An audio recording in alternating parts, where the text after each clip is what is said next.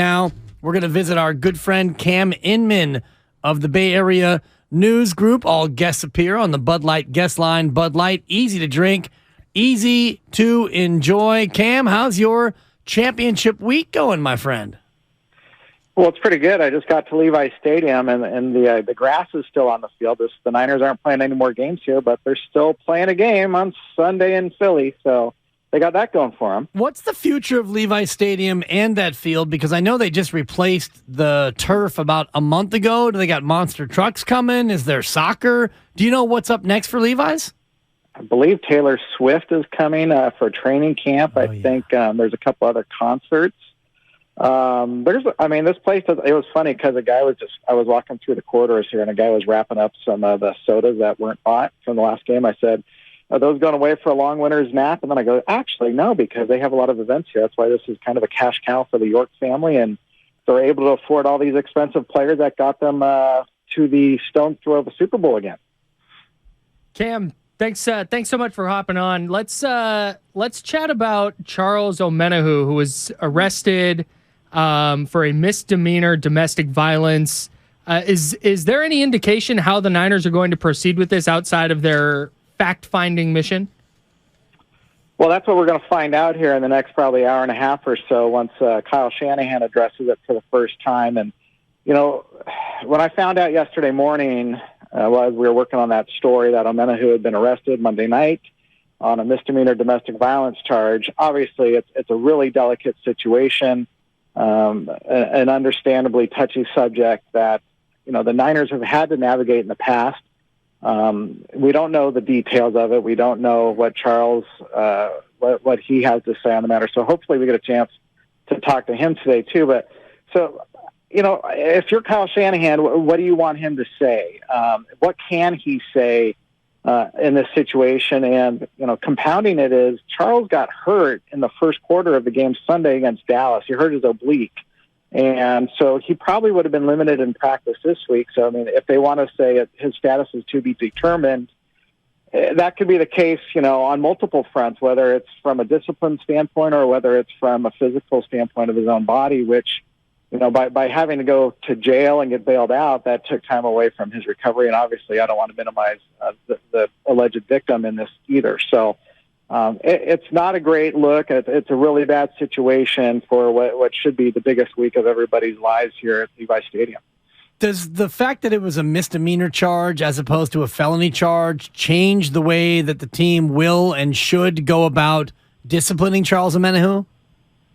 Well, if it was a felony charge, that would have meant she had visible injuries, right? And I would think so. It's just that there would probably be a much more severe discipline forthcoming. So right now I think it's kind of a to be determined. That's why I'm really curious to see how the Niners handle this. And, for the last, 5 years or so, they've avoided off-field issues. There were so many of them for about, maybe about 8 years where they had so many guys getting arrested for various deeds. And Reuben Foster was the last one. I remember just being in the courtroom with him because he was arrested for a domestic violence situation that really spun out of control and earned his release off this team. And the Niners, they brought in, I want to say, high character guys, but we really don't know them. And Omenihu, let me just speak on him just because I don't know him very well. He came to the team midway through the 2021 season. He's always been very nice and accommodating to us in the locker room. In terms of giving us insight on the field about techniques, about strategy.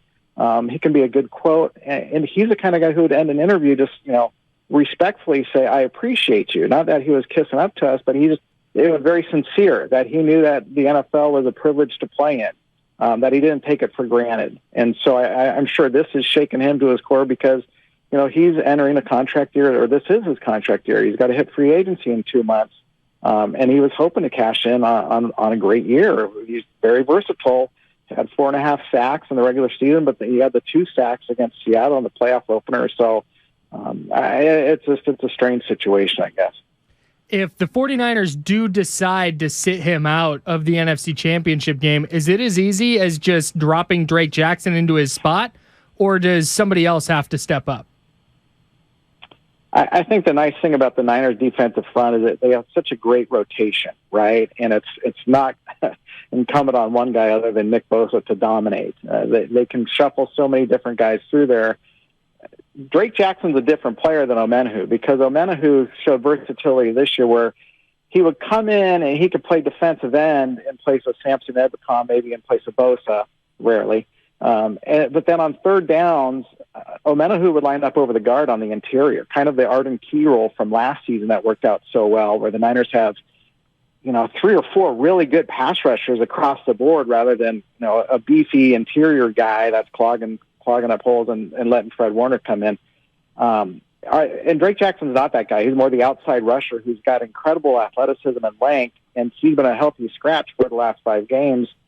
I don't think it's anything detrimental to what Drake's had in his rookie season. It's just that other guys offered more versatility or could do more on special teams. So if Drake Jackson can, suit up, that's great. He can help fill those pass rushing roles, and then some of the other interior guys are just going to have to do more on their end. Cam Inman here on 95.7 The Game. As we turn from Omenihu to the injury report, any deep concern over any of the injured 49ers who came up a little bit gimpy, most particularly Christian McCaffrey, who seemed to be nursing a bit of a calf on Sunday? That's where my eyes will be at practice today, just to see what if he's going to be doing anything. I'd imagine that he might, Christian, he came into the Niners with this injury history from Carolina, or everyone said, oh, he's an injury risk. But I will tell you what, the guy has not missed a game. He's played so much, and you can tell he really wants to be on the field and do as much as he can to win. And that's fits this team's motto. Everybody right now, there's this urgency to win a championship.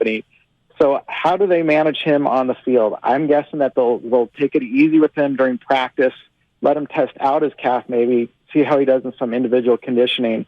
Tomorrow is really usually their big practice day, Dibs. Their Thursday session is kind of their more extensive day. Today's more of let's get back on the field, loosen things up, and then Thursday's the big practice day.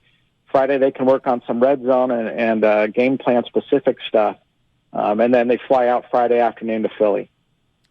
Cam, I want to turn the clock back real quick to Sunday night, because I watched Philly's celebration after they beat the Giants, and it looked a little bit like they just won the Super Bowl. Was the Niners locker room, was that the vibe that you caught after their win over Dallas?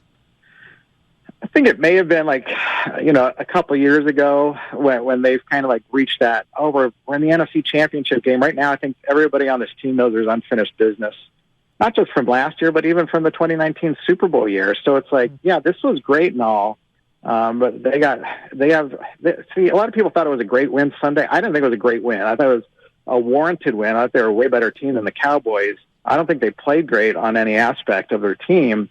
They're going to have to play great in Philly in every aspect. So, they went to Philly last season. Okay. In week 2, a lot has changed since then. A lot of quarterbacks have come and gone.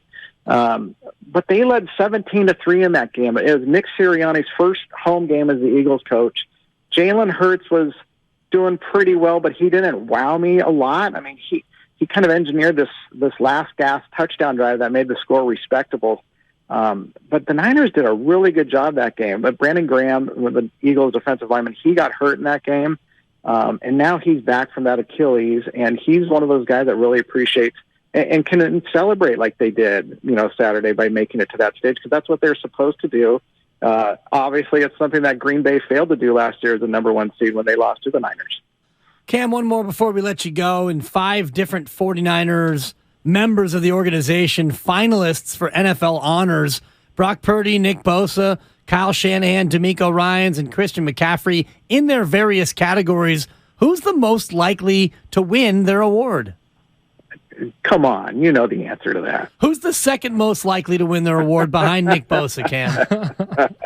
Thank you very much. I tried to give you a softball, and you took it, so now you get the hard question, Cam. That's good knowledge, Div. That's good knowledge. You've been paying attention this season. I like it. Yes. So Nick Bosa will win DPOY. We all pretty much think so, but who's the second most likely to win, Cam, if anyone? You know what? Okay, here's where it's going to be interesting, because I think it's going to be Shanahan versus Brian Daboll for East Coast versus West Coast bias, right? For Coach of the Year, Yes, for Coach of the Year, because I think the voters will recognize that Kyle Shanahan kept this team on the path to the playoffs with the third-string rookie quarterback that was Mr. Irrelevant, who obviously played great. It's just an incredible coaching feat, right? It should not be minimized at all because he had a championship-caliber roster that he and John Lynch built. I mean, Dable, credit to him, they made it to the playoffs. They did not win in the playoffs. They were the third-best team in their division. So, and then Doug Peterson obviously kind of resurrected the Jags, but they're out too. So I think Shanahan deserves it. You could look at McCaffrey is just a great story. I think he deserves it more than Geno Smith. But then, again, you got East Coast, West Coast. Saquon Barkley is also up for Comeback Player of the Year. I'd imagine he wins it just because McCaffrey didn't even make the Pro Bowl. So there's some kind of stigma about him that I think voters have. So I wouldn't expect him to win that. What else do we got? Assistant Coach of the Year, D'Amico versus Ben Johnson of the Lions. Yeah, it's D'Amico versus two offensive coordinators, including the one he's going to go against. D'Amico's the one who's up for all these head coaching jobs. D'Amico should win it. I don't know when we start celebrating the Assistant Coach of the Year awards, but that's the way the NFL is. And it's the ACOY. I think Sunday should decide it. I think whoever wins Sunday between Shane Steichen and D'Amico Ryan should win the award. That's my thought. And you know what? Then I will write a story on that, and I will win an award for the quickest person to write a story on who won the Assistant Coach of the Year. Thanks, Cam. Perfect. So we could work together. All that answer without actually answering the question. Cam Inman, he's a veteran of many an interview.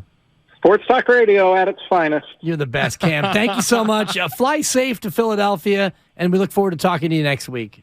All right. Love you guys. Thanks much. Love you more, Cam. Cam Inman, there he is.